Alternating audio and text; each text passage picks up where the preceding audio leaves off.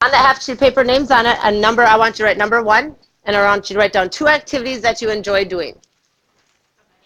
Of anything. Physical activities, 2 physical activities.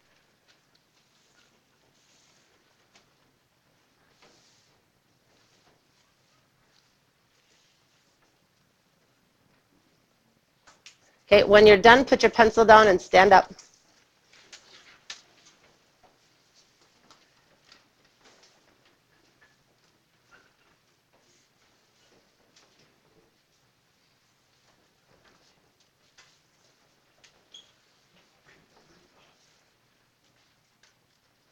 Okay, put your straw down because you don't need it right now.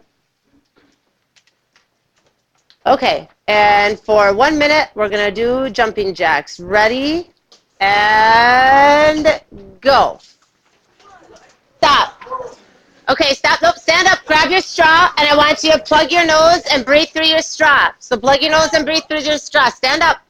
Plug your nose, breathe through your straw. If you cannot breathe, or if you're starting to get dizzy and lightheaded, please breathe normal. But you have to plug your nose. Plug your nose, breathe through the straw. Okay, now stand, keep standing, plug your nose, breathe through the straw, and do jumping jacks. Ready? Go. For 1 minute. Okay, stop, have a seat, plug your nose, and continue to try to breathe through your straw with your nose plugged.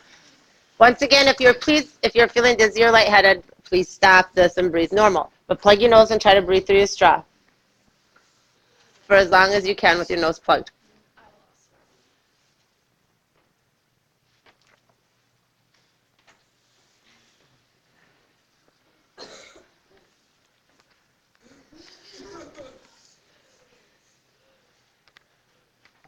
Okay, just stop. Put your straw down. Okay. How many of you are relieved that you don't have to breathe through your straw anymore? Okay. What was it like? What we did is we simulated what it was like to not get the amount of oxygen to your lungs that you need. All right, which is a lot like having emphysema. Okay? So I want you guys right now on your piece of paper, number 2, okay, I want you to describe to me what was it like, what did it feel like to breathe through that straw, to reduce the amount of oxygen to your lungs. What did that feel like? What was it like? Use descriptive words. So use your adjectives. You're in English class right now. Tell me about it. Describe it to me. Next question, or next part, so number 3. Okay. How would you like to live the rest of your life this way? What would it be like to live with, emphysema the rest of your life? So we simulated kind of what it's like to have emphysema. So now I want you to tell me about it. How would you feel if you had to live the rest of your life like that on your piece of paper? So you're writing it down. That's number 3. How would emphysema impact your life now? And how would emphysema impact your life in the future? Tell me about it.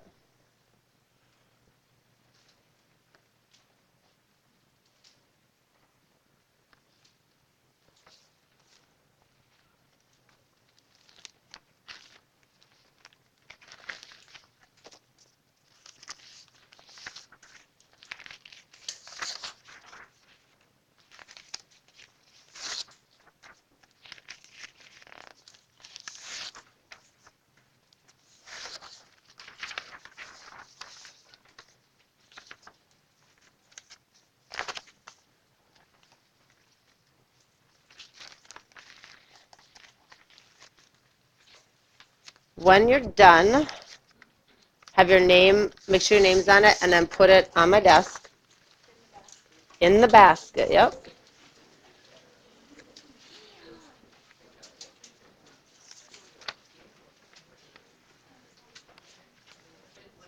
All right, I'm going to apologize. I don't know, the video, yep, we got 2 lungs here.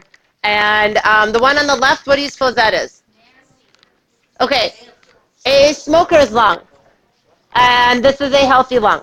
Okay, so here's a little video. It says, and you can, I think if we click it, here's the healthy lung. All right, and there is the smoker's lung. So you can see, look at how pink and bright and how much it fills up. and then look at how black and gray and how little it expands and fills up. So you can see, number one, smokers' lung, they don't get as much what in? Oxygen. So that means there's less oxygen going to where? Brain, every part of your body. All right. The healthy lung, if you notice, it's pink, it looks healthy, and expands. Wow. Look at how big it is. Okay. So that's our little lung one. Now, I'm going to show you this. When somebody smokes, this kind of shows them what this guy does. Is he takes a vacuum and he takes a cigarette and he shows you with a coffee filter. Come on, buddy. Yep.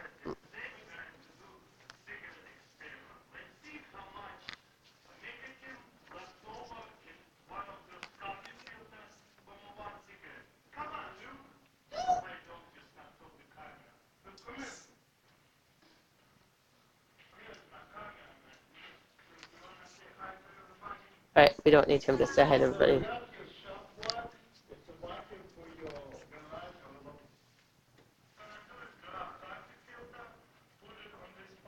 Okay, so that's what he's doing.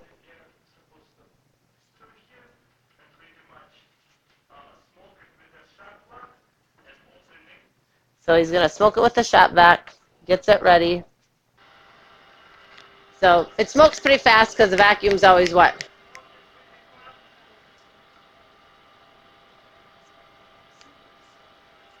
Okay.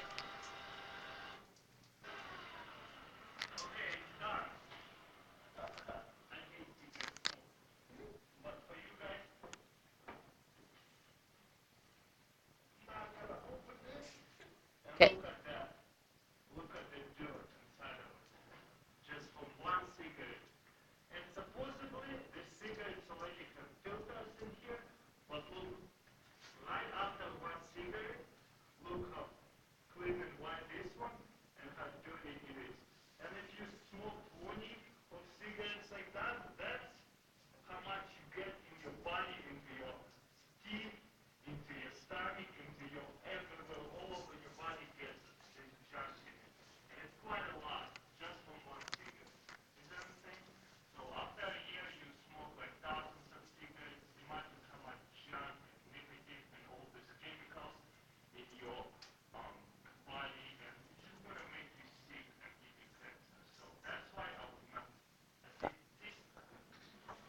I think he does this a couple times and he shows you it at the end.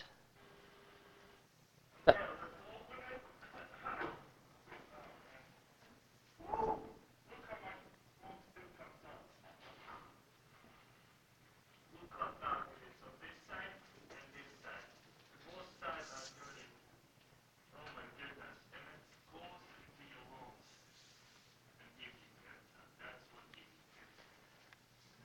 okay. So I think what he demonstrated there is not one but two cigarettes, and he just simply flipped it over. But you can see the effects.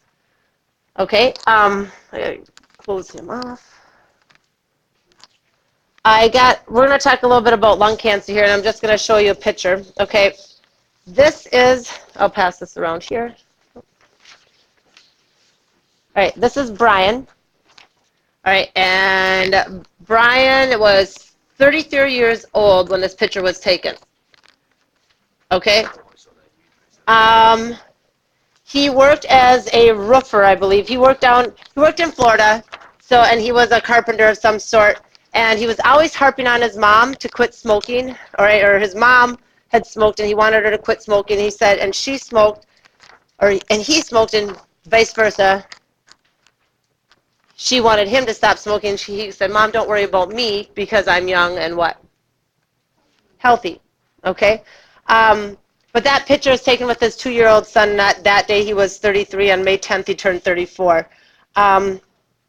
But he did not believe that he was going to get cancer because only older people got it. He had no health insurance. Okay, and his mom was worried about him, but he was more worried about his mom. He was taken on April 2nd, okay, to the hospital with severe abdominal pain. And he was just thinking, like I was sick or he had something wrong with his stomach.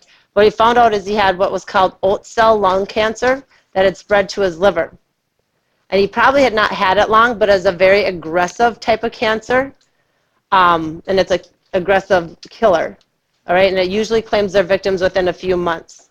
So he went in on April 2nd. On May 10th, he turned 33 or 34. Okay, this picture right here. So I'm going to tell you right now this, and you can see the original picture in your hands. All right, this is Brian, only months later. Okay,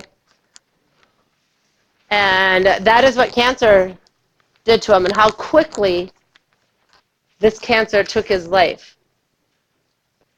Okay, he passed away June 3rd. So April, he found out. May, June. So within 2 months and 1 day, he had passed away, and he was 34 years old. Okay? This was an aggressive type of cancer. He had been smoking. I got to check this out here. He had been smoking since he was 13. So he had been smoking for 20 years. All right? It's just the cancer was so aggressive and took his life way too young. Okay, now here's the interesting thing. If you look on the picture where he's sick, I can't really see it, and sadly I'd lost the picture online. I'm going to have to try to find it again. But there's a pack of cigarettes sitting on the nightstand there. His family smoked, and even if they saw what smoking did to him, his family couldn't what? Stop, because nicotine is very, what word? Addicting. All right, and I got to just read here. I can't remember. I want to say he maybe even was smoking up until the end. Okay. One of the things is he wanted to get his story out. He wanted young people to know that it's not worth it. Don't start. Okay, like I said, he started when he was 13. You guys are 13, right? 14. Right, so he started last year. And he smoked until he was 33, had his last cigarette probably when he was 34. And he wanted young people to know that this is what happens, and he wanted to get his story out. But he passed away before the Times reporter could get to his home. Okay, so I wanted to show you, we talked about emphysema, right? We did that activity. We saw a healthy lung versus a what? Unhealthy lung, a smoker's lung. All right, and then we had this little story here about Brian. Okay, next system is the circulatory system. What are we talking about there? Your what? Circulatory system is your blood. And your what? Muscle. Heart. Okay, as nicotine enters the circulatory system, what does it do to your heart rate? You guys told me this. Speeds it up. What does it do to your blood pressure? Speeds it up. Over time, all right, naturally, you guys, our blood vessels are going to harden, or atherosclerosis is going to happen. Okay? Arteriosclerosis is going to happen. That's going to happen over time. But smoking speeds that process what? Up. Okay? When that happens, that's where blood vessels can't carry the oxygen. So you're speeding up the process of arteriosclerosis and of the buildup of plaque, atherosclerosis. All right? Let's see here. Tobacco use also raises the blood pressure, heart rate, narrows your blood vessels. Heart has to work that much harder to get oxygen to your body parts that are needed. When the heart has to work harder and the blood vessels are narrow, blood pressure goes up. High blood pressure puts more stress on the heart and the blood vessels, and that increases your risk of heart attack, stroke, and heart disease. Okay, I've got a picture here of a heart, a smoker's heart. Okay, whoopee. Okay, so there's what a healthy heart looks like. Here's a damaged heart. So you can see all the fatty deposits and just the healthy heart versus the damaged heart. I'm trying to find where's the better one.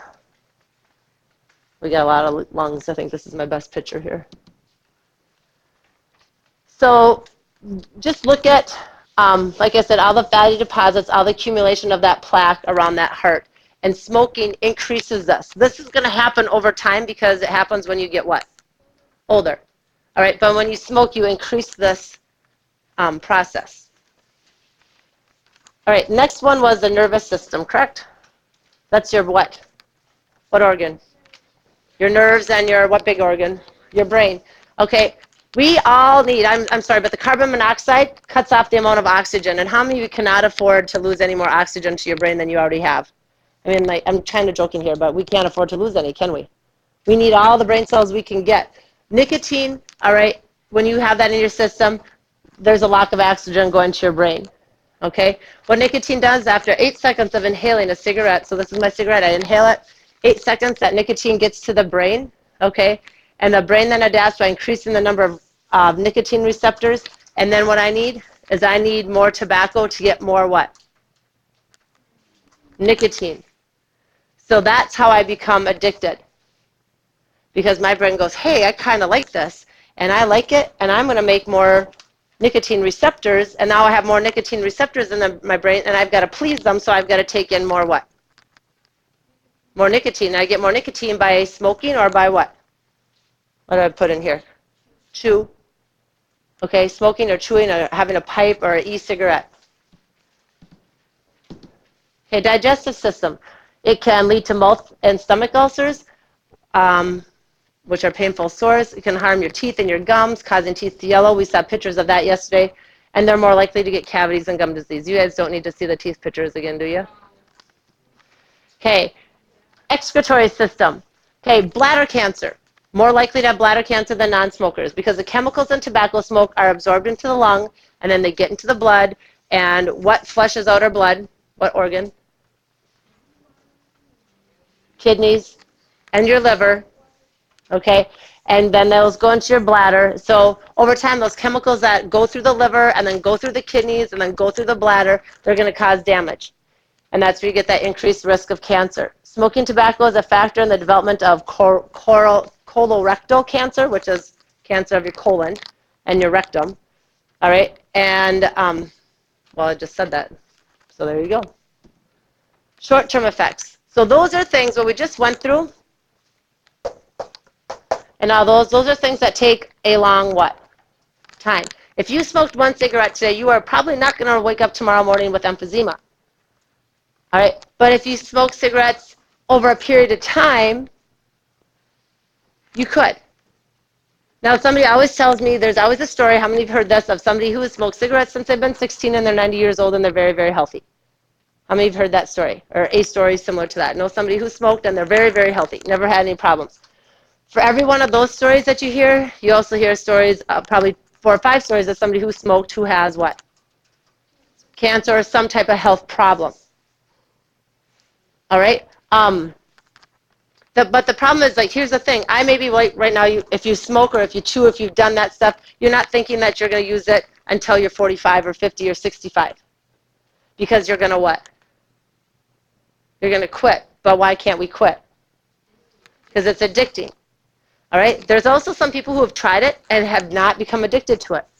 When you don't know if you're going to be that person. Okay? And when you try it, you might just smoke one here, smoke one there, smoke one here. And all of a sudden, when you don't usually, probably at your age, how many of you would not smoke in front of your parents? I mean, that would probably not be something that you're going to do at your house. You're not going to go in and light up at your house or start chewing in front of your parents. So you're going to do it when your parents aren't what? There. All right, now you're 18, you're on your own, you graduated high school. Now you can do it whenever you what? Want. So guess what? If you've probably tried it a couple of times to relieve some stress or when you're hanging out with your friends, you're going to do that more frequently now because your parents aren't what? There. And all of a sudden, something that happened maybe once or twice a month or once a week, now it's happening once a day, twice a week, and that's how it becomes a what? Habit and addicting. Okay, short-term effects, you're going to get those cravings. Breathing and heart rate are going to go up. You're going to decrease your taste and your appetite, and you're going to get unpleasant feelings and unattractive effects. Like we said, your hair is going to what? Stink. Okay, your fingernails are going to turn yellow. Your breath is going to stink. I think you guys had that on there. Your breath stinks. Okay, long-term effects. Bronchitis, emphysema, chronic obstructive pulmonary disease, lung cancer, heart disease, weakened immune system. All right. What does emphysema mean? Find it, the definition. Who's got it? Find it in your book.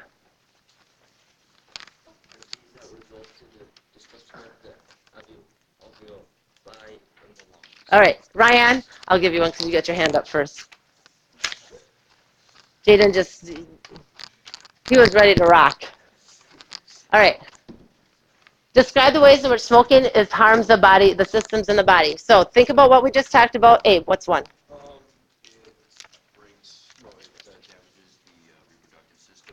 Okay, damages the reproductive system. Infertile? Your lungs get like Tar in your lungs? Your hair stinks. Taylor?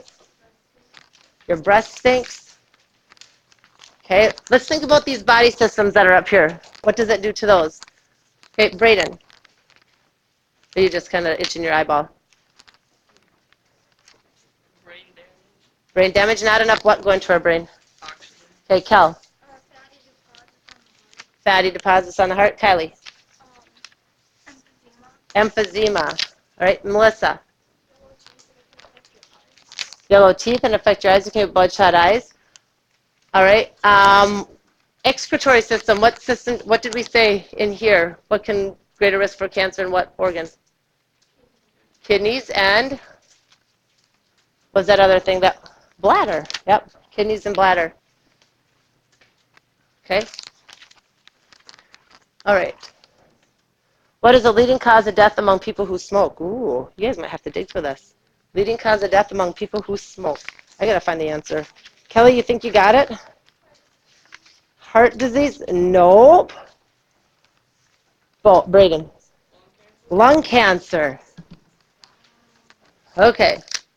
Which of the health risks associated with tobacco use do you think is the most serious? So of all the things that we talked about with all the diseases we talked about with your back-to-back neighbor, all right, Miranda, I want you to go be Nevaeh's partner, okay?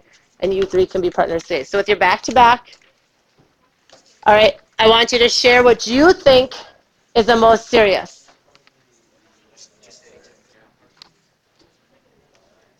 All right, here's Bethany. She's at a party, all right, where other girls light up a cigarette. When Bethany points out that smoking is bad for her health, the other girls shrugs. Hey, I'm a strong person. I can quit whenever I want.